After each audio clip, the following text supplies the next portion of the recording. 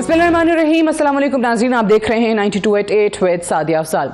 नाज़रीन, supreme court में बड़ी अहम हेयरिंग्स चल रही हैं और वो अहम इसलिए हैं कि हमने पिछले दिनों देखा कि 9 मई के तनाजुर में बहुत सारे ऐसे फैसले किए गए जो कि शायद ज़रूरी भी थे, नागुज़ीर हो चुके थे, और वो इस वजह से कि पाकिस्तान की तारीख में पहली बार किसी एक सियासी जमात की तरफ से पाकिस्तान के जो फ़ौजी तनसीबात हैं, मिलिट्री इंस्टॉलेशंस हैं, उन पर हमले किए गए। वो सारे के सारे मामलात हमारे सामने हैं, उस पर बहुत बात हो चुकी है। लेकिन ये भी ज़रूरी था कि फिर वो तमाम अनासिर जो इन वाक़यात में बल्कि सानहात में मुलव्विस रहे हैं उनको सख्त से सख्त सजा दी जाए। और ये वो तमाम केसेस हैं जिनको फिर मिलिट्री कोर्ट्स की तरफ भेजा गया कि जो जो लोग फ़ौजी तनसीबात पर हमले में मुलव्विस होंगे उनका ट्रायल जो है वो फ़ौजी अदालतों में किया जाएगा, मिलिट्री कोर्ट्स में किया जाएगा। उसके बाद से इस पर एक बहस चल निकली कि क्या ये होना चाहिए, नहीं होना चाहिए। और ख़ास तौर से पिछले दिनों जब एतजाज़ साहब और लतीफ़ खोसा साहब जैसे लोग जो हैं वो सुप्रीम कोर्ट में चले जाते हैं और पिटिशंस उनकी तरफ से आती हैं और वो सिविलियंस के इन मिलिट्री कोर्ट्स में ट्रायल के ख़िलाफ़ जो है वो पिटिशन सामने रखते हैं, उसको चैलेंज करते हैं कि ये नहीं होना चाहिए, ये इख्तियार ही गलत है। इस पर आपको याद होगा कि हमने लास्ट वीक भी एक बड़ा मुफस्सिल प्रोग्राम किया था, लेकिन अब क्योंकि साथ साथ ये हेयरिंग चल रही हैं तो उसमें भी बहुत सारी चीज़ें हमारे सामने आ रही हैं। और कल जो पेशरफ्त ये हुई कि जैसे ही हेयरिंग का आगाज़ हुआ उसके बाद हमने देखा कि जस्टिस काजी फ़ाइज़ ईसा साहब जो कि पाकिस्तान के नामजद चीफ जस्टिस हैं, आइंदा मुस्तकबिल के चीफ जस्टिस हैं, उन्होंने इस पर एतराज़ात उठा दिए और काफ़ी बुनियादी, काफ़ी वैलिड उन्होंने इसकी तौजीहात पेश की हैं, जिसके बाद वो इससे उठकर चले गए और इस बेंच को बेंच तस्लीम करने से उन्होंने इनकार कर दिया। और उनके इस पॉइंट ऑफ व्यू को तारिक मसूद साहब ने भी एंडोर्स किया। तो दो जजेस जो हैं वो अलग हो जाते हैं या वो चले जाते हैं। ये जानने की कोशिश करेंगे कि जब सीनियर तरीन जज खुद इस तरीके से रिमार्क्स दे दें इस बेंच के हवाले से कि वो उसको तस्लीम ही ना करें तो वो बेंच मुतनाज़ा हो जाता है और गालिबन वही वाली सूरत हाल रिपीट होती हम देख रहे हैं जो कि पंजाब में इलेक्शंस के मामले को लेकर हमारे सामने आई थी कि उसमें भी बहस थी, अक्सरियती फैसला है या अक़लियती फैसला है या तमाम तर चीज़ें। आज इस पर डिटेल एक डिस्कशन करेंगे कि ये मामलात क्यों जा रहे हैं इस तरफ जो जिस तरफ नहीं जाने चाहिए। जो पोलराइजेशन है वो अब हमें अदालत के अंदर सीनियर तरीन जजेस के दरमियान जो है वो भी नज़र आ रही है। इसी पर बात करने के लिए हमारे साथ मौजूद हैं हाफिज़ एहसान अहमद साहब, सीनियर लॉयर हैं। लास्ट संडे को भी हमने आपको दावत दी थी और काफ़ी आपने बेहतर अंदाज में हमें समझाया भी था मिलिट्री कोर्ट्स के हवाले से। आज फिर इस पर बात करेंगे। ब्रिगेडियर हारिस नवाज साहब ने भी हमें ज्वाइन किया है और कर्नल रिटायर्ड इनामुर रहीम साहब भी हमारे साथ मौजूद हैं, खुद माहिर कानून भी हैं वो। बहुत शुक्रिया आप तीनों की तरफ। पहले तो हाफिज एहसान साहब पहले बताइए 184(3) में ये पिटिशंस इस तरीके से इनका दायर किया जाना और फिर इन पिटिशंस को एंटरटेन करना बनता था, पहले तो ये बताइए। बिस्मिल्लाहिर्रहमानिर्रहीम, आपका बहुत शुक्रिया। सबसे पहले तो ये है कि जो एक कंट्रोवर्सी चल रही थी इस चीज़ के अंदर कि पाकिस्तान का जो मिलिट्री एक्ट है वो सिविलियंस को ट्राई करने की इजाज़त नहीं देता और ये कॉन्स्टिट्यूशन की वायलेशंस है। अब वो मेरा ख्याल है कि सिचुएशन क्लियर हो गई है और पाकिस्तान के अंदर और पाकिस्तान का आम शहरी अब समझता है इस चीज़ को है कि पाकिस्तान आर्मी एक्ट के अंदर सिविलियंस को ट्राई किया जा सकता है। और इसके अंदर जो अमेंडमेंट्स 1967 के अंदर आई थी, जो सेक्शन 2D रोमन 1 और 2 के अंदर आई थी और सेक्शन 59 है, उसको पाकिस्तान की सुप्रीम कोर्ट जो है 67 से लेके आज तक जो है उसको वैलिडेट भी करती रही है और उसके मुताबिक फैसले भी करती रही है।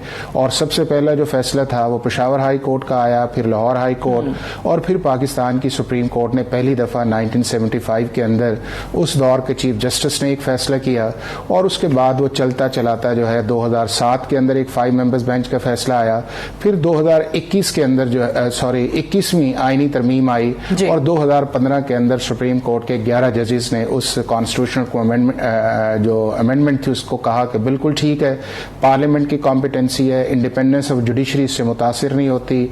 और आर्टिकल 10A जो था वो चूंकि आ चुका था 18th अमेंडमेंट के अंदर, उसका भी हवाला देते उन्होंने कहा कि ऐसा कोई ड्यू प्रोसेस ऑफ लॉ की वायलेशन इसके अंदर नहीं है। और फिर उसके बाद 2017 के अंदर भी एक जजमेंट आई और उसके अंदर कहा गया कि अगर सिविलियंस जो है वो सिविल ऑफेंस जो है वो कमिट करता है लेकिन वो पाकिस्तान आर्मी एक्ट के अंदर इन कनेक्शन विद इंस्टॉलेशंस और ऑफिशियल सीक्रेट एक्ट आता है तो उसको ट्राई किया जा सकता है। अब दो चीजें जो हैं वो वाजे आई हैं। अब आर्टिकल 184(3) के अंदर जो पिटीशंस आई है उसकी मेंटेनेबिलिटी जो है वो एक बहुत बड़ा क्वेश्चन है और आएगा भी उस चीज के अंदर कि अमूमन जो है जब पिटीशंस फाइल की जाती हैं तो उसके अंदर आर्टिकल 8 जो है वो बड़ा इंपॉर्टेंट एक होता है कि कोई ऐसा कानून अगर इनकंसिस्टेंस विद कॉन्स्टिट्यूशन है या derogation with provisions of law है तो उसको स्ट्राइक डाउन किया जा सकता है along with other constitutional provisions जिसके अंदर आर्टिकल 9 भी है, आर्टिकल 25 भी है। अब उसके अंदर भी एक प्रोवाइजो जो है वो मौजूद है और उसके अंदर ये है कि जो मिलिट्री एक्ट 1952 है या उसके बाद एयरफोर्स का है, नेवी का है, वो उसके पार्ट 1 जो है शेड्यूल 4 का उसके अंदर शामिल है। तो इसको एक कॉन्स्टिट्यूशनल प्रोटेक्शन भी हासिल है कि आप इसको only on the ground of fundamental rights वो स्ट्राइक डाउन नहीं कर सकते। सीक्रेट एक्ट हो गया, ये जिस आर्मी एक्ट की हम बात कर रहे हैं तो ये एक मिसकंसेप्शन है कि सिविलियंस को आप ट्राई नहीं कर सकते इन कोर्ट्स के अंदर। लेकिन कल आपको याद होगा कि हियरिंग के दौरान जस्टिस आयशा मलिक साहिबा ने कुछ रिमार्क्स ऐसे दिए थे, उन्होंने भी हवाला दिया था एंड आई कोट कि she said that secret act was limited to people working in the army, navy और एयरफोर्स। तो उन्होंने भी इसी तरफ इशारा किया कि सिविलियंस को नहीं आप नहीं उसके अंदर कुछ ऑब्जर्वेशन आई थी लेकिन आज जो सुप्रीम कोर्ट के हियरिंग आई है उसके अंदर फर्दर ऑब्जर्वेशन आई हैं। दो चीजें आई हैं। एक तो ये आई है कि कुछ जजेस की तरफ से ये आया है कि ऑलरेडी 11 जजेस ने इस चीज को 21st अमेंडमेंट को किया हुआ है तो 7 मेंबर्स का जो बेंच है उसके लिए बड़ा डिफिकल्ट होगा कि जो 11 जजेस ने उसके अंदर होल्ड किया हो। एक दूसरा उस चीज के अंदर आया है कि जो मुझे अब ये लग रहा है कि ये जो कॉन्स्टिट्यूशन जो आर्टिकल 184(3) के अंदर आए हैं उसके अंदर जाके लॉ को स्ट्राइक डाउन करना बड़ा मुश्किल होगा और साथ ही जो है जो कॉन्स्टिट्यूशन का आर्टिकल 8 के एक्सेप्शन है उसके अंदर जाके कॉन्स्टिट्यूशन जो प्रोविजन है उसको भी स्ट्राइक डाउन करना बड़ा मुश्किल है। तो ये सिर्फ हद तक जो है जो आज ऑब्जर्वेशन आई हैं वो उस प्रोसेस की हद तक आएगा कि जो सेक्शन 94 ऑफ मिलिट्री एक्ट के अंदर है कि जो एक एप्लीकेशन या एक मूवमेंट जो चलती है कमांडिंग ऑफिसर से to the concern presiding officer उसके ऊपर जाके बात आएगी। तो ये जो एक परसेप्शन था कि इस वक्त जो चीजें चल रही हैं वो कॉन्स्टिट्यूशन के खिलाफ हैं वो भी बड़ा क्लियर कर दिया है सुप्रीम कोर्ट के ऑब्जर्वेशंस के अंदर।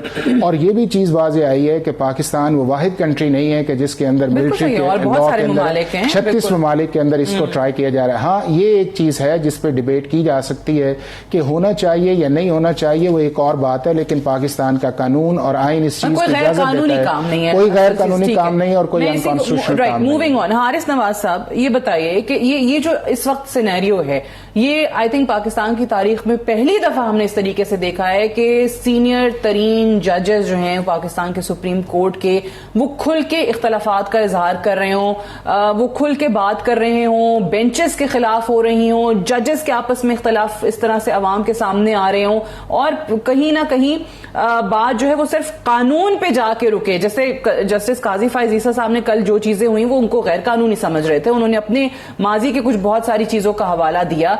दूसरे तरफ जो है वो भी यही कहते हैं कि जी हम कानून का साथ दे रहे हैं। फिर दूसरी और अनप्रेसिडेंट चीज ये हुई कि जिस तरीके से उस पर तनकीद हो रही है। कल जो ख्वाजा आसिफ साहब ने बात की है जो जजेस के हवाले से और नाम लिए बगैर ऑब्वियसली आउटगोइंग जज के हवाले से, चीफ जस्टिस के हवाले से कि आप क्या लेगेसी छोड़ के जा रहे हैं, आप डिलीट हो जाएंगे हिस्ट्री से पाकिस्तान की। फिर आज भी राना सनाउल्लाह ने कहा कि पाकिस्तान की सीनियर जजेस जो हैं सुप्रीम कोर्ट के वो आइन का और कानून का पास नहीं कर रहे हैं। So where are we headed, ये किस तरफ चीजें जा रही हैं? और पॉलिटिकली मोटिवेटेड पिटीशंस इनको तमाम हुकूमती लोग जो हैं वो करार दे रहे हैं। सादिया देखें, ये एक बहुत अफसोसनाक बात है कि सबसे बड़ी बात है कि जजेस को they should have their unity understanding and there should be no division in the जजेस रैंक एंड पर्टिकुलरली पाकिस्तान के एपेक्स कोर्ट जो सबसे बड़ी आला अदलिया अगर वो ऐसी बात करते हैं जिसकी वजह से फिर अवाम की वजह से और लोगों को फ़ायदा हो रहा है कि वो अननेसेसरी इसको आर्गूमेंट करें। लाइक राना सनाउल्लाह की आपने बात की, ख्वाजा आसिफ की उससे पहले भी बारी बातें हो रही हैं। ये चीज़ें हमारे मुल्क के लिए बहुत खिलाफ हैं। अगर आज हम इस तरह की बातें करेंगे तो कल लोअर कोर्ट्स की बारी भी होंगी और मुजरिम क्लियर सजा होने के बाद इनकार कर देंगे। लेकिन इसके साथ चीफ जस्टिस पाकिस्तान को भी चाहिए कि वो कंसेंसस पैदा करें और कहीं ऐसी कंट्रोवर्सी में ना आए जिसकी वजह से अब जो डेजिग्नेट चीफ जस्टिस पाकिस्तान है वो भी ऐसी बात करें और उसके बाद एक अननेसेसरी आर्गूमेंट और फिर वकला में भी डबी नज़र आती है जो कि नहीं होनी चाहिए, चाहे बार काउंसिल हैं, सुप्रीम कोर्ट है, पाकिस्तान बार काउंसिल है, हाई कोर्ट बार काउंसिल है, डिस्ट्रिक्ट कोर्ट जो भी है, this looks with lot of dissection. ये बड़ा मुल्क के लिए ख़तरनाक है। सेकंड, इसके बाद बात यह है कि आपके इस तरह के सीनियर मोस्ट लॉयर को अगर वो जाते हैं चीफ जस्टिस के चैम्बर में, वहाँ जाके बात करते हैं और नेक्स्ट पिटिशन आती है, एडमिट हो जाती है और उसके बाद ये एक अननेसेसरी आर्गूमेंट शुरू हो जाता है कि ये ट्रायल होना चाहिए, नहीं होना चाहिए। एक तो रॉन्ग परसेप्शन दी जा रही है, सबसे बड़ी रॉन्ग परसेप्शन ये कि ये ट्रायल कंटिन्यू होते हैं आर्मी के अंदर, हर जो स्टेशन है उनमें होते रहते हैं, जहाँ कोई ऐसी बात होती है इमीडिएट उनको ट्रायल किया जाता है और फिर इसमें इंसाफ के तमाम तकाजे पूरे होते हैं। आपकी मैं मिसाल देता हूँ, आप गुलबशन यादेव की बात करें, कितने ऐसे तरीके से पाकिस्तान आर्मी एक्ट के तहत उसका ट्रायल किया गया, एक एक नुक्ते को कवर किया गया, इंसाफ के तकाजे पूरे किए गए, उसको हर किसी का हक दिया जाए कि अपने डिफेंस में बात करे। उसके बाद इंटरनेशनल कोर्ट ऑफ जस्टिस में एक भी ऑब्जर्वेशन नहीं निकाली कि ये गलत तरीके से किया गया या इसमें कोई मिसिंग लिंक्स है। दिस स्पीक्स के हमारा ये मिलिट्री सिस्टम भी बहुत ही फूल प्रूफ है और एक्यूज को पूरा राइट दिया जाता है। इसके साथ सेकंड ये है कि आप ये देखें कि इससे आप ये क्लियर लिखा हुआ 1967 में कि मिलिट्री इंस्टॉलेशंस, मिलिट्री जितने एरियाज हैं, कैंटोनमेंट्स, उसके बाद इवन आपके एयरपोर्ट्स, रेलवे, नेशनल इशू की चीज़ों पर भी अगर ऐसे नेशनल सिक्योरिटी इशूज आएंगे तो उनको ट्राई किया जाता है पाकिस्तान आर्मी एक्ट और ऑफिशियल सीक्रेट एक्ट के तहत। और फिर उसके बाद ये पूरी इंक्वायरी होती है, इंसाफ की पूरे तरीके की जाती है। 2015 में आपके सामने एक मिलिट्री कोर्ट बने थे, उनको ट्रायल किया गया और उसके बाद वो जब सजा हो गई तो पेशावर हाई कोर्ट ने काफ़ी लोगों को उनको सजा भी छोड़ दी। तो अगर इन चीज़ों को देखें तो ये एक भाम जो पैदा किए जा रहे हैं, फ़र्क ये सिर्फ है कि आपके ट्रायल सिविल ट्रायल कोर्ट में 2, 3, 4 साल लग जाते हैं केस होने में और जो बात पाकिस्तान मिलिट्री आर्मी एक्ट के हैं वो एक्सपीडाइट किए जाते हैं सिर्फ। आपको पता तो चले और सभी कह रहे हैं कि भाई इतनी अनप्रेसिडेंटेड चीज बिल्कुल सही है कि जो 9 मई को हुआ है, अगर उन लोगों को आपने सख्ती से सजा नहीं देनी तो फिर क्या आप क्या चाह रहे हैं? जिस तरह के ये जो पिटिशंस हैं, जो चीजें इनमें दर्ज की गई हैं, वो यही है ना कि वो नहीं कर सकते। आप क्यों नहीं कर सकते? और जैसे अभी हाफिज एहसान साहब बता रहे थे कि 36 ममालिक में मिलिट्री कोर्ट्स काम कर रही हैं, this is not the first. जी बताइए, मुकम्मल कीजिए हारिस साहब। और इसके साथ देखिए, साथ बात ये है कि इसके साथ ये भाम मनसिद्री आप बताएं कि ये सजा जो होती है ना, जल्दी सजा, ये it should act as a deterrence for others. ये मिलिट्री कोर्ट्स का पर्पज है।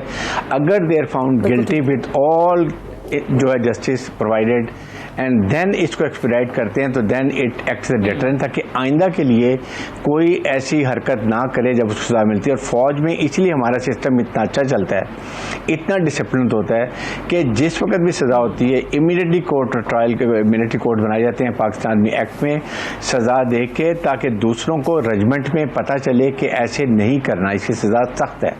लेकिन अगर वो नहीं करना बिल्कुल सही है। अच्छा, अब इसी पे कर्नल इनामुर रहीम साहब से भी सवाल उनके आगे भी मैं यही रखना चाहूंगी कि ऑब्वियसली जिस तरीके से अब नए मुस्तकबिल के चीफ जस्टिस जो हैं, काजी फायज ईसा साहब इससे अलग होते हैं, तारिक मसूद साहब जो हैं वो इस उन्हीं के पॉइंट ऑफ व्यू को इंडोर्स करते हैं।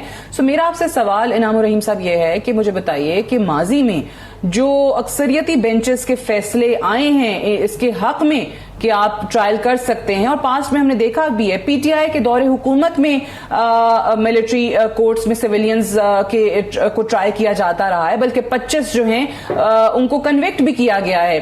सो अब जो माजी में 2015 में लेट से 11 जजेस वाला जो फैसला था, जो कि एक अक्सरियती बेंच का फैसला था, ये 7 रुकनी बेंच उस अक्सरियती बेंच के फैसले के खिलाफ जो सेटल्ड प्रिंसिपल ऑफ लॉ एक हमें नजर आ रहा है, उसके खिलाफ फैसला दे सकता है? असूली तौर पे 2-3 चीजें नोट करने वाली हैं। ये जो जस्टिस फायज ईसा साहब ने कोर्ट में फरमाया कि रात 8 बजे मुझे पता चला कि I have been also nominated in this bench. इससे पहले उनको किसी लार्जर बेंच में या किसी ऐसे बेंच में जहां आर्टिकल 184(3) का केस था उसमें नॉमिनेट ही नहीं किया गया। He has not been nominated. इस बेंच में रात 8 बजे उन्होंने कहा जी मुझे पता चला कि I have been nominated in this bench. Number 1। Number 2, एक बात और ज़हन में रखिए, हमारे मुल्क में के साथ जो ट्रीटमेंट किया गया ना, लाडला का ट्रीटमेंट, उसने सारी खराबी पैदा की।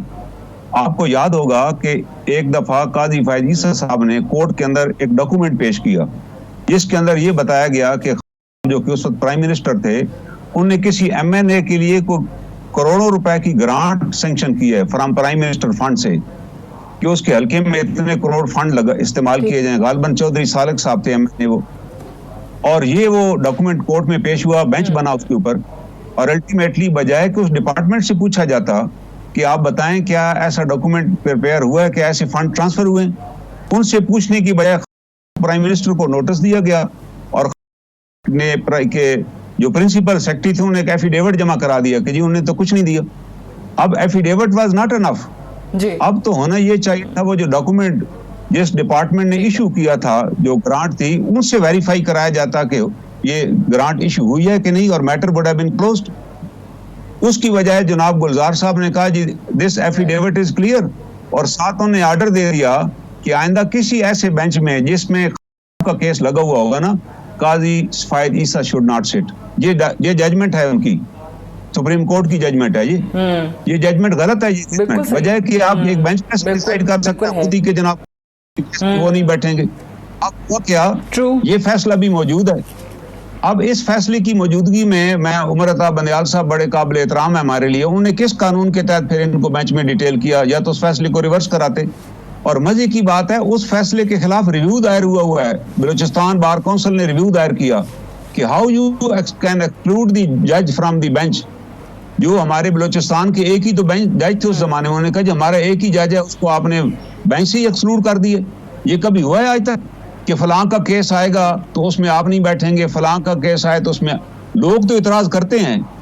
अभी जैसे नून लीग वालों ने इतराज किया कि हमारे केसेस में एजाज एहसन साहब ना बैठे, जो तो उनका ऑब्जेक्शन वो कर सकते हैं, एनीवन कैन ऑब्जेक्ट, लेकिन कोर्ट डिक्लेयर कर सकती कि कोर्ट का फलां जो ये जस्टिस गुलजार साहब का एक नादर रोजगार फैसला था कि जी आइंदा आप नहीं बैठेंगे, उसके खिलाफ रिव्यू पेंडिंग है। पहले तो वो रिव्यू डिसाइड कर लें ना, और तय कर लें जी किसी जज को सुप्रीम कोर्ट खुद से नहीं निकालेगी, और उस पर भी फैसला करवा लें। वो भी नोट है जो डॉक्यूमेंट उन्होंने पेश किया था वो भेजें मुतल्लिका महकमे को, बल्कि उसके बाद उन्होंने 7 और MNAs को ग्रांट्स इशू की, क्योंकि ये प्रोविंशियल मैटर है ग्रांट इशू करना। प्राइम मिनिस्टर सूबे में तो ग्रांट इशू कर ही नहीं सकते। ये इट वाज अ ब्राइब जो उन्हें दी, 7 MNAs को और भी दी। वो केस अभी और उन्होंने केस क्लोज कर दिया, हालांकि वो उसमें चाहिए था उस डिपार्टमेंट को बुलाया जाता फेडरल गवर्नमेंट के जिसने वो फंड इशू किए थे, फाइनेंस मिनिस्ट्री से रिपोर्ट ली जाती। अब आपने बड़े और कुछ इंटरेस्टिंग नुकात रेज कर दिए हैं कि ये सारे के सारे फसाद की जड़ जो है वो लाडले वाला ट्रीटमेंट है, वो इतना ज्यादा लाडलापन हमने दिखाया है कि वो चीजें जो है बढ़ती जा रही हैं। 8 बजे इनको बैठा दिया, वजह कि इनका व्यू वाज वेरी क्लियर, काजी फायद ईसा साहब का व्यू वाज वेरी क्लियर कि सिविलियंस का आर्मी एक्ट के तहत ट्रायल नहीं हो सकता। इनको पता था उमर अता बंदयाल साहब को, वो जजमेंट मौजूद है ना जी, उन्हें इसलिए इनको ले आया कि चलें जी इनसे वो भी, लेकिन उन्होंने कहा कि भाई मैं तो इस बेंच में बैठ ही नहीं सकता क्योंकि ये बेंच ही गैर कानूनी है। आप देखिए इस बेंच की क्या वैलिडिटी है, जिस बेंच के बारे में सीनियर मोस्ट जज एंड सीनियर मोस्ट के बाद सेकंड सीनियर मोस्ट जज ने कहा कि जज बेंच गैर कानूनी है। वजह कि गवर्नमेंट अभी एक्ट ऑफ पार्लियामेंट पास कर चुकी है, इसमें लिखा हुआ है कि जब आप बेंच बनाएंगे 184(3) का तो 3 सीनियर मोस्ट जज बैठ के डिसाइड करेंगे कि पब्लिक इंटरेस्ट का केस है कि नहीं।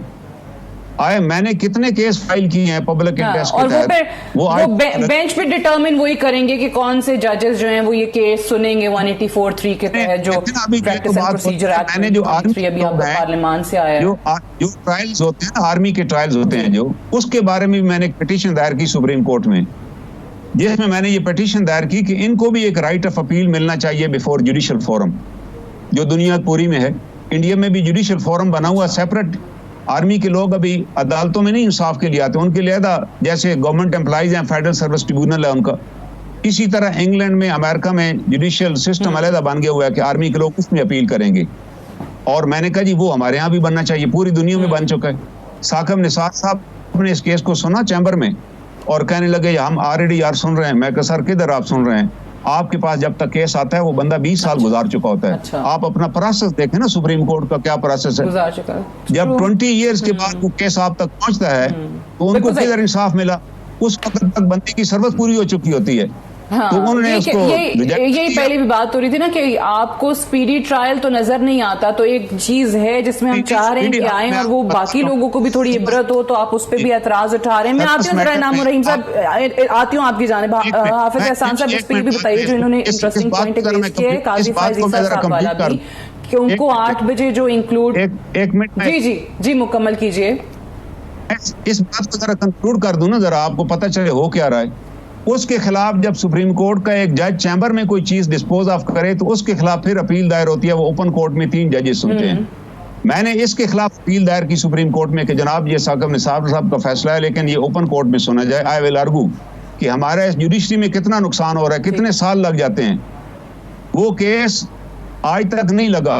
खोसा साहब का जमाना गुजर गया। खोसा साहब ने ओपन कोर्ट में कहा कि एक जुडिशियल रिव्यू मिलना चाहिए आर्मी के लोगों को, लेकिन नहीं मिला, वो भी नहीं मिला। और उसके बाद अगला काम क्या हुआ, मैंने दोबारा जब उसमें सीएम फाइल की खोसा साहब की जमाने में, तो उन्होंने कहा जी आपकी पिटीशन लापता होगी, गुम हो गई है सुप्रीम कोर्ट से। आप अंदाजा लगाएं, एक सुप्रीम कोर्ट में मेरी पिटीशन पेंडिंग है regarding fundamental rights of people. ये अगर चीजें आप बना देंगे तो कोई एतराज ही नहीं करेगा। वो कैसे लापता हो गई जनाब, गुम हो गई है जी वहां से। मैंने कहा भाई मैं तो 7 कापियां जमा करवाई हुई हैं और मुझे रसीद मिली हुई है। अगर हम इंसाफ के लिए जाएं और वहां पिटीशन ही हमें मिले तो फिर क्या फायदा हुआ? कोई स्पीडी जस्टिस नहीं है। लोग क्या करें? फैसले महफूज होते हैं और पिटीशन जो है वो गुमशुदा। मैं एक ब्रेक ले लूं, मुझे ब्रेक लेनी है। इनाम रहीम साहब ब्रेक से वापस आएंगे तो हम डिस्कशन को यहीं से आगे बढ़ाएंगे। Stay tuned.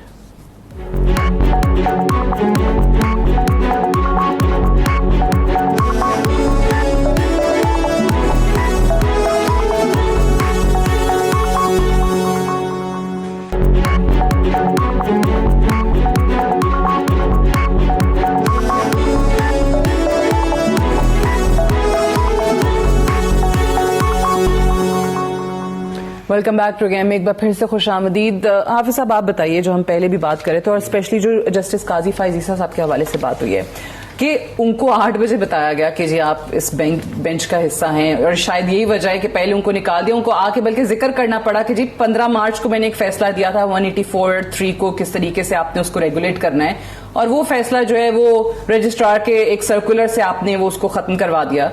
फिर साथ ही साथ उन्होंने वो भी हवाला दिया कि ऑडियो कमीशन बना था उसको आपने काम करने से रोक दिया। तो अब कैसे इनको याद आया फिर जस्टिस? देखिए, सुप्रीम कोर्ट के जो हमारे रूल्स हैं 1980 के अंदर, उसके अंदर बड़ा वाज़ेह है कि अगर आप किसी जज साहब को मेंबर बनाते हैं उस बेंच का, तो फिर आप उसको उससे अलहदा नहीं कर सकते अनटिल कि वो खुद उससे रिक्यूजल न कर ले जाए।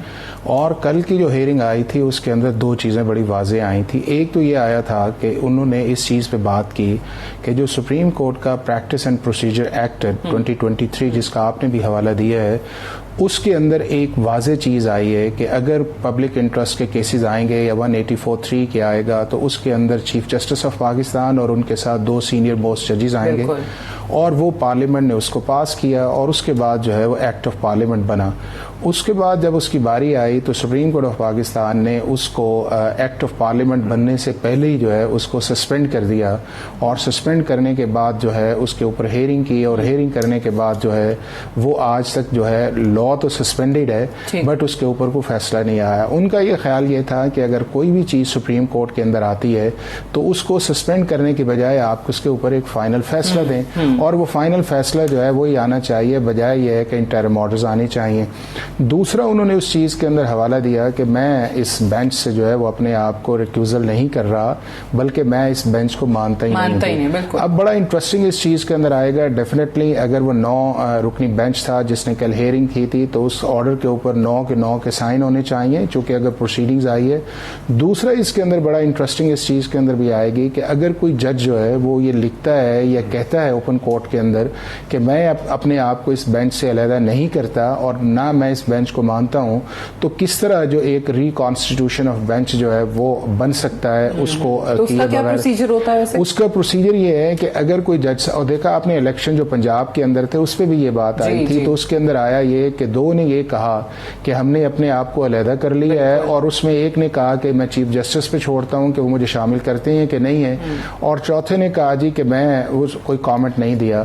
तो जब वो बात आई तो आपने देखा कि उसके बाद एक सेपरेट नोट्स पे भी आए, उसमें या अफरीदी साहब का भी नोट आया, जस्टिस अतर मिनल्ला का नोट भी आया, फिर जस्टिस मंसूर अली शाह का नोट भी आया। तो मेरा ख्याल ये है कि ये सिचुएशन हम उसी तरफ देखते जा रहे हैं कि काजी फायज ईसा साहब इसके ऊपर एक अपना डिसेंटिंग नोट समझें या अपना एक ऑर्डर लिखेंगे। और उसके बाद ये है कि क्या सिचुएशन बनती ऐसी है कि जब कोई जज कहता है कि मैं अपने आप को इस बेंच से अलग नहीं कर रहा, और एक बेंच जो है वो रिकॉन्स्टिट्यूट कर दिया जाता है, और definitely attorney general of Pakistan भी इस चीज़ के ऊपर कोई ना कोई अपना स्टैंड जो लेंगे जो गवर्नमेंट अपना ले रही है। दूसरी चीज़ इसके अंदर बड़ी इंपॉर्टेंट है, वो ये है कि ऐसी इश्यूज जो हैं जो, और ये जो इशू है बड़ा इंपॉर्टेंट इशू है जिसके अंदर वाकई एक पब्लिक इंटरेस्ट का इशू है, और इसको डिसाइड किसी न किसी तरीके से होना चाहिए, जिसके ऊपर ऑलरेडी भी सुप्रीम कोर्ट ऑफ पाकिस्तान के जजमेंट्स भी हैं, 11 जजेस भी इसके ऊपर हैं। तो इसके अंदर सुप्रीम कोर्ट को बताते खुद भी इस चीज पे देखना चाहिए, और आज भी वो चीज सामने आई है कि जो आप पिटिशनर्स थे उन्होंने भी ये कहा है कि इसको फुल कोर्ट की तरफ जाना चाहिए, कि जब आपकी 11 मेंबर्स बेंच भी एक जजमेंट आ गई है और 2-3 दफा आप 1967 के लॉज को वैलिडेट भी कर चुके हैं, तो वो कौन सी ऐसी ग्राउंड्स हैं जो नई क्रिएट आ गई हैं कि जिसके अंदर आपने भी इशारा किया कि फंडामेंटल्स तो डिसाइड कर दिया है कि एक ये कहा गया है कि कि ये कहा गया है कि ये फंडामेंटल राइट्स की भी वायलेशन नहीं है, एक ये कहा गया है कि ये ड्यू प्रोसेस ऑफ लॉ की भी वायलेशन नहीं है, एक ये भी इसके अंदर कहा गया है कि ये इंडिपेंडेंस ऑफ जुडिशरी जो है उसको भी ये इफेक्ट नहीं करता, और चौथा उसके अंदर ये भी कहा गया है कि ये कोई नया ऑफेंस जो है वो क्रिएट नहीं करता, और साइमल्टेनियसली उन्होंने कहा है कि अगर किसी सिविलियंस को इन कनेक्शंस विद लॉज जो है वो किया जाता है तो उसको हाई कोर्ट के अंदर जो है उसको कोरम नॉन जुडिस या मैलिस लॉ पे चैलेंज भी कर सकता है। और सुप्रीम कोर्ट ऑफ पाकिस्तान नहीं पता था ये चीजें। देखिए ये कल सरदार तारिक मसूद साहब ने भी बात की थी, 67 से लेके आज तक ये चीजें चलती आई हैं, वैलिडेट होता रहा है, तो उस वक्त फिर कहाँ पब्लिक इंटरेस्ट था कि उसको चैलेंज नहीं किया गया, वो उठते उठते उन्होंने इस चीज का जिक्र भी किया। लेकिन जो इम्पोर्टेंट इस चीज के अंदर है वो ये है कि अगर आप ये मुनासिब समझते हैं कि वो जो कस्टडी है जिसका है कि उसके अंदर डिस्क्रिमिनेशन है या कुछ को लिया गया या नहीं लिया गया, तो वो जो एक ऑर्डर स्पेशल जज एंटी टेररिज्म ने किया है उसको आप हाई कोर्ट के अंदर चैलेंज करें और वहां पे जाके ये कहें कि वो ऑर्डर जो है वो इन अकॉर्डेंस विद लॉ नहीं है। लेकिन अब ये चीज जो एक वो सेटल चीज आई है और आज की प्रोसीडिंग्स के अंदर भी आई है, कुछ ऑब्जर्वेशंस भी आए हैं कि आर्मी एक्ट जो है वो सिविलियंस को ट्राई करने की इजाजत देता है, और इसकी इजाजत जो है वो पार्लियामेंट ने दी है, और पार्लियामेंट की ये लेजिस्लेटिव कॉम्पिटेंसी है, और उसके साथ साथ जो हमारी सुप्रीम कोर्ट ऑफ पाकिस्तान ने वो मुख्तलिफ औकात के अंदर इन चीजों को वैलिडेट किया है। ठीक है, ब्रिगेडियर हारिस नवाज साहब ये बताइए कि जो बड़ी इंटरेस्टिंग टर्म ये अभी कर्नल इनामुर रहीम साहब ने भी यूज किया और ये होती आई है के लिए कि जी लाडला उनको हमेशा एक बनाया गया या उनको ट्रीटमेंट हमेशा से ऐसा मिला जो कि फसाद की जड़ है, जैसे भी पहले भी बात हुई थी। सो मुझे बताइए कि इस पर कोई क्यों बात नहीं करता कि ये कोई नया मामला तो है नहीं, ये फौजी अदालतों में जब ये केसेस पहले दौरे हुकूमत में जा रहे थे तब लतीफ खोसर साहब या तब एतजाज अहसन साहब को क्यों नजर नहीं आया, तब वो इस पर बात क्यों नहीं की। सिविलियंस के केसेस भेजे जा रहे थे, 25 सिविलियंस को सजा वहां से हुई है, तब ये क्यों नहीं बात कर रहे थे। तो आपको लगता है जो ख्वाजा आसिफ साहब कह रहे हैं पॉलिटिकली मोटिवेटेड केसेस हैं, डिस्कार्डेड पॉलिटिशियंस, वो तो इस हद तक गए उन्होंने डिस्कार्डेड पॉलिटिशियंस इनको कह दिया। देखिए सादिया, बात यह है कि एक तो बिल्कुल क्लियर बात है कि इतने बड़े अगर आप डिसीजन ले रहे हैं तो then go for full court. Full court में ये है कि कोई किसी को इतराज़ नहीं होगा। 11 बेंच का पहले डिसीजन है तो ज़ाहिर है 7 बेंच कोर्ट जो है वो उसको नहीं ओवररूल कर सकता, तो गो फॉर फुल कोर्ट, ताकि ये एक अननेसेसरी भाम ही ख़त्म हो जाए कि किसको फेवर करें, कौन से जज आ रहे हैं, कौन से नहीं रहे। ये तो एक अपनी क्रेडिबिलिटी के लिए भी चीफ जस्टिस पाकिस्तान को ये करना चाहिए।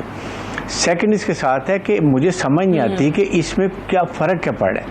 आपके पास मिलिट्री कोर्ट में जब डिसीजन हो जाता है then you have a remedy to high court and you have a remedy to supreme court of Pakistan. ये 2015 में जब हुए थे उस वक्त भी इसी तरह डिसीजन हुआ था कि बाद ये पेशावर हाई कोर्ट ने काफ़ी लोगों को रिलीफ भी दिया था। तो व्हाट इज़ द इशू, आप जो गेट अ रेमेडी, आज डिसीजन जल्दी होगा, एक्सपीडाइट होगा, but remember I always say इंसाफ के तकाजे पूरे करके ICJ का कोर्ट का डिसीजन जो गुलबर सिंह जाजी का बड़ी क्लियर एग्जांपल है। और हमारे बहुत पेशेंट होते हैं, आपके सामने एक 3 स्टार जनरल को 14 साल की कैद की गई, एक 1 स्टार ब्रिगेडियर को एग्जीक्यूट किया गया सजा के बाद, और लेकिन उसमें भी ये कभी नहीं हो सकता कि इतने इंपॉर्टेंट सीनियर रैंक में आप ये कहीं सजा दे दी है। It can never happen. The only thing is कि ये एक एग्जाम्पल्स होती हैं डिसिप्लिन अदारे के लिए। इसी तरह आप जब एक मिलिट्री इंस्टॉलेशंस के ऊपर GHQ के ऊपर कोर कमांड घर में एक कैंप ऑफिस होते हैं, बड़े सीक्रेट डॉक्यूमेंट्स होते हैं, टॉप सीक्रेट डॉक्यूमेंट्स होते हैं, वहाँ जाके आप इस तरह की हरकत करते हैं फिर उसके बाद आप शोहदा की यादगार को जो करते हैं, अपने लवाहिकीन को शोहदा के लवाहिकीन को कितनी तकलीफ पहुँचाई है, ये रियलाइजेशन कम से कम कहीं तो किसी को थोड़ी सेटिस्फेक्शन हो कि पाकिस्तान में जल्दी से इंसाफ के तकाजे पूर्ति करते हुए सजा दी गई है और वो उनको रिलीफ दे कि yes somebody has been punished. और इस पे सिर्फ सिलेक्टिव वो लोग हैं जो प्लानर्स, देन इसके बाद एग्जीक्यूटर्स और इंस्टिगेटर्स हैं, जिन्होंने जाके पत्थर मारे हैं। They are not being charge, it is only those जिन्होंने वाकई इस तरीके से प्लान किया और सब कुछ किया गया। तो इसलिए मैं ये बात करता हूँ कि आपको एक्सपेडाइट कर रहे हैं, but then you go to high court, you go to supreme court of Pakistan, तो वो तो आपको किसी ने रोका नहीं है, वो तो आपके लॉ में मौजूद है। इसलिए रेमेडी आपने कहा मौजूद है, फैसले के खिलाफ आपने अपील करनी है, आप करें हाई कोर्ट में, सुप्रीम कोर्ट में। एब्सोल्युटली। तो साथ आप उसके बाद आप ये सिर्फ करना चाह रहे हैं कि ये डिले कर दें, उधर केस लटक जाए, उसके बाद हाई कोर्ट वहाँ जाएंगे अदालत प्राइवेट कोर्ट्स में, तो आपको पता है procedure they take lot of time. Even आपका एंटी टेररिस्ट कोर्ट सिविल के उनमें ही काफ़ी देर 5-6 साल होते हैं। These are issues. इसमें एक इसमें ये है कि ये 2 बड़े इंपॉर्टेंट चीजें हैं। वो एक है, मैं आती हूँ इनामुर रहीम साहब, मैं आती हूँ आपकी जानिब। 359 जो CRPC है उसके अंदर जो डिलीवरी है एक्यूज्ड की वो दी जाती है, और उसके साथ सेक्शन 94 है, और उसके अंदर ये है कि अगर आप समझते हैं कि वो ऑर्डर ठीक नहीं किया, स्पेशल जज ने नहीं ठीक किया, तो उसको आप हाई कोर्ट के अंदर चैलेंज भी कर सकते हैं और 199 के अंदर आप जा सकते हैं, या इवन ये है कि उसको क्रिमिनल रिवीजन के अंदर भी आप जा सकते हैं। जो अगर 359 के अंदर ऑर्डर आया है तो आप उसको जो है वो रिवीजन के अंदर जा सकते हैं हाई कोर्ट के अंदर, और अगर आपने सेक्शन 94 के अंदर उसको चैलेंज किया है तो आप 199 ऑफ द कॉन्स्टिट्यूशन के अंदर जा सकते हैं। एक चीज। दूसरा जो इंपॉर्टेंट उस चीज के अंदर है वो ये है कि आप एज ए जर्नल इस चीज को, प्रोपोजिशंस को नहीं ले सकते कि जी सिविलियंस को ट्राई नहीं किया जा सकता। बिल्कुल किया जा सकता है, लेकिन उसका तरीकेकार के ऊपर जो है, अगर आप समझते हैं कि उस तरीकेकार को सही अडॉप्ट नहीं किया गया, तो उसका एक प्रोसेस है जिसको सुप्रीम कोर्ट ऑफ पाकिस्तान 1975 से भी यही कह रही है कि अगर आप समझते हैं कि उस प्रोसेस को फॉलो नहीं किया गया, या आप ये समझते हैं कि कोई मेलाफाइडी उस चीज के अंदर है, या आप ये समझते हैं कि कोरम नॉन जुडिस है, तो उसको आप हाई कोर्ट के अंदर जा सकते हैं। और हाई कोर्ट और सुप्रीम कोर्ट के बेशुमार ऐसे फैसले हैं कि जिसके अंदर उन्होंने मिलिट्री कोर्ट्स की कन्विक्शंस को सेट असाइड भी किया है और मिलिट्री कोर्ट की कन्विक्शंस को अपहोल्ड भी किया है। लेकिन इंपॉर्टेंट इस चीज के अंदर ये है कि साइमल्टेनियसली, चूंकि जिसकी तरफ ब्रिगेडियर साहब ने भी इशारा किया है, वो ये है कि हमारा क्रिमिनल जस्टिस सिस्टम वीक है, बैठ गया है, इसकी तरफ तवज्जो देने की जरूरत। आपने देखा होगा कि बर्तानिया के अंदर राइट्स आए और उन्होंने इवन इवनिंग को जो है वो अपनी कोर्ट्स लगाई, और जो जो उसके अंदर इन्वॉल्व था उसको सजा दे। किसी भी मुल्क के अंदर लॉ एंड ऑर्डर या सोसाइटी को स्टेबल रखने के लिए क्रिमिनल जस्टिस सिस्टम का स्ट्रांग होना बड़ा जरूरी है। अनफॉर्चुनेटली हमारे मुल्क के अंदर वो चीज है नहीं है, जिसकी वजह से ये चीजें सारी क्रिएट होती हैं। प्रोसिक्यूशन है नहीं है, कोऑर्डिनेशन है नहीं है, साल से केसेस चलते हैं। तो हमारी स्टेट को और हमारे लेजिस्लेचर्स को इस तरफ बुनियादी तवज्जो देना चाहिए कि पाकिस्तान का क्रिमिनल और सिविल जस्टिस सिस्टम को ओवरऑल करना चाहिए, इसको बेहतर करना चाहिए और इसको टाइम बाउंडेड करना चाहिए, ताकि ये लेफ्ट राइट की चीजें हैं उसकी तरफ जाना ही ना मिले। बिल्कुल ठीक है, एक क्विक ब्रेक मुझे लेने दीजिए, फिर कर्नल इनामुर रहीम साहब भी बात करना चाह रहे थे, उनके आगे सवाल भी एक रखना है। Right after this short break, stay tuned.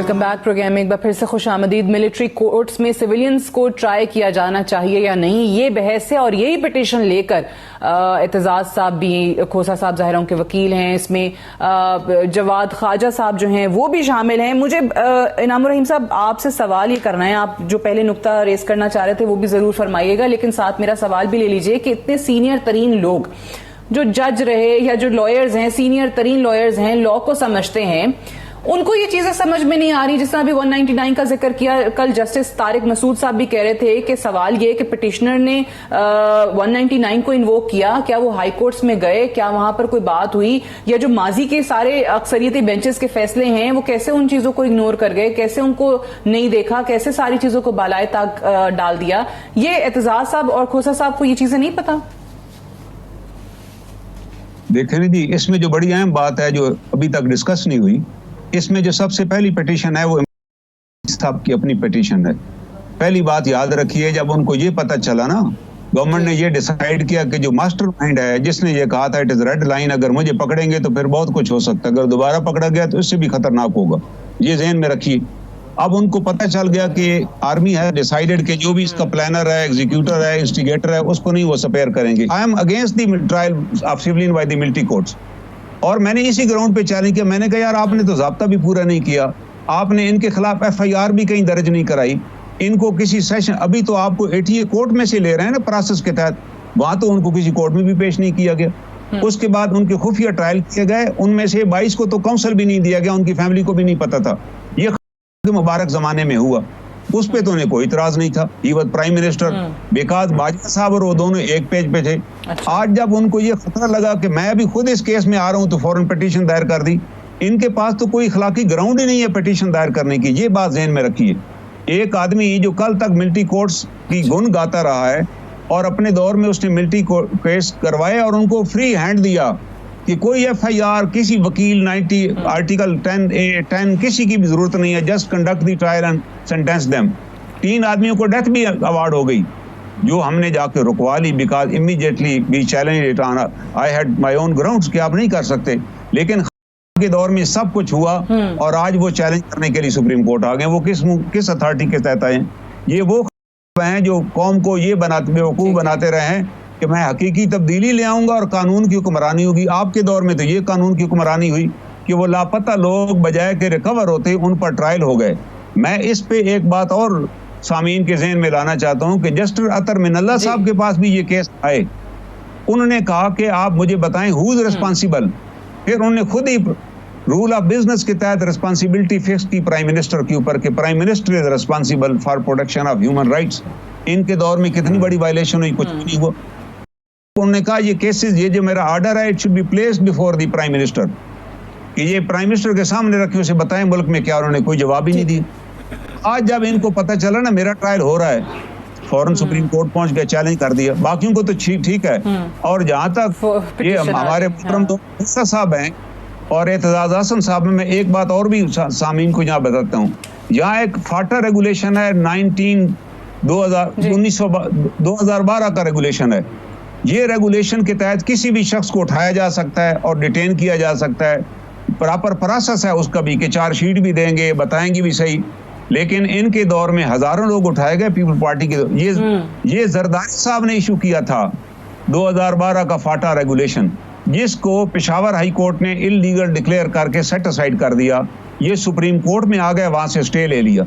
Justice खोसा साहब ने आखिरी दिन में और कहा कि मैं इस पर डिसीजन दे के घर जाऊंगा। फिर उसके बाद उनके दौर में भी हेयरिंग नहीं हुई और उमरता बंदयाल साहब का दौर चला गया, आज तक उस पर हेयरिंग नहीं हुई। इन दोनों हजरात ने, बड़े मेरे लिए काबिल एहतराम है चौधरी हसन साहब और खोसा साहब, क्या इन्होंने कभी उसको चैलेंज किया? उसको भी हमने चैलेंज किया कि भाई आप किस तरह एक बंदे को 10 साल 2012 से लेके आज 2023 हो चुका है, 13 साल से या 14 साल से एक बंदा किसी इंटरमेंट सेंटर में पड़ा है, क्या वो इंसान नहीं है? उसकी कोई फंडामेंटल राइट्स नहीं है। आप 12-13 साल बाद उसको इनोसेंट करके डिक्लेयर करेंगे तो उसके इन 13 सालों का कौन जिम्मेदार होगा? उसके अंदर यह भी तयशुदा था उस लॉ के अंदर कि एक सुपरवाइजरी बोर्ड बनाया जाएगा, वो स्टडी करेगा हर केस को। और हमने ये भी सुप्रीम कोर्ट के नाले में लेकर आए कि जनाब कोई सुपरवाइजरी बोर्ड भी नहीं बनाया गया। इस दौरान 135 बंदों की वहां डेथ हो बिल्कुल गई, ठीक उसकी भी है। इंक्वायरी। अच्छा, अब ये बड़ी इंटरेस्टिंग चीज, ठीक है, ठीक, अच्छा, उस वक्त तो आप आई नहीं। बट ओके, बिल्कुल ठीक है। बट हाफिज साहब, इस पे ये भी बताइए कि इन्होंने हवाला दिया कि उनके ऑब्वियसली चेयरमैन पीटीआई के उस स्टैंस में तजाद है कि वो खुद चैलेंज कर रहे हैं, उनके दौर में ये हुआ, लेकिन जो उनके दौर में हुआ जिसका हवाला कर्नल इनामुर रहीम साहब ने दिया है, यही शायद जवाज बनाकर फिर ये सब लोगों को मौका मिलता है बात करते हुए कि देखें जी, उनका तो प्रॉपर, उनको तो फेयर ट्रायल ही नहीं हुआ, उनको तो काउंसिल भी नहीं मिला, जैसे इन्होंने कहा है कि 25 में से 22 को तो काउंसिल ही नहीं मिला। चीज ये है कि एक तो मैं उसकी तरफ आपको बताता हूँ कि जो जवाद ख्वाजा साहब ने पिटीशन फाइल की है, हमारे लिए बड़े मोहतरम है, चीफ जस्टिस ऑफ पाकिस्तान भी रहे हैं उस चीज़ के अंदर, वो उस बेंच का हिस्सा थे जिसने 21st कॉन्स्टिट्यूशनल अमेंडमेंट सुनी और उनका एक डाइसेंटिंग नोट था। अब एक शख्स का ऑलरेडी डाइसेंटिंग नोट है और वो फिर सुप्रीम कोर्ट ऑफ पाकिस्तान के अंदर जाते हैं, ठीक है, पब्लिक इंटरेस्ट के अंदर गए, लेकिन एक चीज़ बड़ी इंटरेस्टिंग इस चीज़ केस के अंदर आ रही है, वो ये आ रही है कि हमेशा आगे था कि वो अटॉर्नी जनरल ऑफिस जो था वो ये कहता था कि फुल कोर्ट की तरफ जाया जाए। अब इस केस के अंदर पटिशनर्स जो हैं वो कह रहे हैं कि फुल कोर्ट की तरफ जाया जाए, और इसके जजेस के अंदर भी आज एक जज साहब ने ऑब्जर्वेशन दी है कि अगर 11 से ज्यादा जजेस हों या 11 हों तो मेरे लिए ज्यादा कंफर्टेबल है कि मैं उसके बेंच के अंदर बैठूं। तो मेरा ख्याल ये है कि सुप्रीम कोर्ट ऑफ पाकिस्तान को इस पर पूरा गौर करना चाहिए। बड़ा एक इंपॉर्टेंट केस है, पब्लिक इंटरेस्ट का केस है, फुल कोर्ट की तरफ जाना चाहिए। और दूसरा जिसके अंदर इंपॉर्टेंट ये है कि हमें कुछ अपने लॉज के अंदर भी चीजें जो हैं उसको लेके आनी चाहिए। ड्यू रिप्रेजेंटेशन जो है वो हर शख्स का हक है कि अपनी मर्जी के मुताबिक अपना लॉयर करे, और अगर ये एक चीज ऐसी है कि सिविलियंस को उसके अंदर गया है तो अगर उसके अंदर एक अपील प्रोवाइड कर दी जाए और पार्लियामेंट उसको कर दे कि बजाय ये है कि उसके कोर्ट ऑफ अपील ट्रिब्यूनल के अंदर जाके आप उसके अंदर वो एक अमेंडमेंट उसके अंदर आ जाए, क्योंकि सिविलियंस अगर आप 1967 के अंदर लेके आए गए हैं तो उस कॉन्टेक्स्ट के अंदर जाया जाए। लेकिन एक चीज साइमल्टेनियसली वो ये है कि जो भी मिलिट्री एक्ट के अंदर चीजें चलती हैं उसके अंदर पाकिस्तान का क्रिमिनल प्रोसीजर कोड भी अप्लाई होता है, उसके अंदर जो है वो ये है कि पाकिस्तान का कानून शहादत ऑर्डर भी जो है वो अप्लाई किया जाता है। तो इन दोनों चीजों के होते हुए और सुप्रीम कोर्ट और हाई कोर्ट के फैसले होते हुए कोई ऐसी चीज नहीं है, सिर्फ चीज इतनी है कि वो चीजें वहां पे जल्दी प्रोसेस के अंदर आती हैं। उसके लिए अगर हम साइमल्टेनियसली अपना क्रिमिनल जस्टिस सिस्टम को तगड़ा कर दें, सारी चीजें जो है वो टाइम बाउंडेड कर दें, तो मेरा ख्याल है कि ये क्वेश्चन टाइम मेरे पास थोड़ा रह गया। Last comment brigadier Haris Nawaz साहब आपसे। आई थिंक बिल्कुल सादिया, बात यह है कि ये ट्रायल इसको ज़रूर करने चाहिए, लिमिटेड ट्रायल्स, और सेकंड ये है कि ये स्पीडी ट्रायल, और इसके साथ मैं तो ये कहूँगा कि नए जो ऐसे 2-3 साल के अंदर बाकी जजेस को ट्रेन किया जाए, सिविलियन जजेस को, कि वो भी एक्सपीडाइट कर सकें और जल्दी केसेस का ट्रायल किया जाए। जो पहले भी 2015 में यही कहा गया था कि 2 साल के लिए मिलिट्री कोर्ट, उसके बाद इनको हम इवन कंटोनमेंट में चला दें, लेकिन हेडेड बाय द सिविल जजेस। तो ये ऐसी बात करनी चाहिए, लेकिन full court is the answer. तबाब इमाम ख़त्म हो जाएगा, तमाम कन्फ्यूजन ख़त्म हो जाएगी, जजेस की आपस में यूनिटी हो जाएगी, हारमनी होगी और इंसाफ के तकादे पूरे होंगे। इसलिए फुल कोर्ट बना दें, मेरे ख्याल में वो सबसे बेहतर होगा। फुल कोर्ट बना दें, राइट। सारे एतराज़ात ताकि खत्म हो। Unfortunately I run out of time, I have to wind up है। बहुत शुक्रिया ब्रिगेडियर हारिस नवाज साहब आपका, कर्नल इनामुर रहीम साहब आपका और हाफिज एहसान अहमद साहब आपका भी प्रोग्राम में ज्वाइन करने के लिए। That's all for tonight, I will see you tomorrow इंशाल्लाह। इजाजत दीजिए, खुदा हाफिज।